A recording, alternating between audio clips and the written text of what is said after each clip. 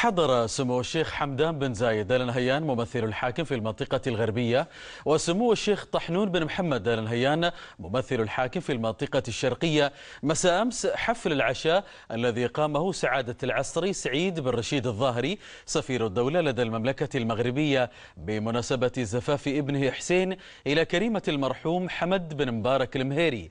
كما حضر سموهما حفل زفاف عمير حمد بن مبارك المهيري إلى كريمة السيد علي سيف الناصري.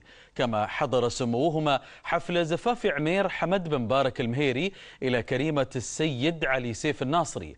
حضر الحفلين الشيخ الدكتور سعيد بن محمد آل نهيان ومعالي الشيخ نهيان بن مبارك آل نهيان وزير التعليم العالي والبحث العلمي، ومعالي الشيخ سلطان بن طحنون آل نهيان رئيس هيئة أبو ظبي للثقافة والسياحة، والشيخ هزاع بن طحنون آل نهيان وكيل ديوان ممثل الحاكم في المنطقة الشرقية، والشيخ ذياب بن طحنون آل نهيان والشيخ خليفة بن طحنون آل نهيان، وعدد من أعيان القبائل والسفراء المعتمدين في الدولة وكبار المسؤولين.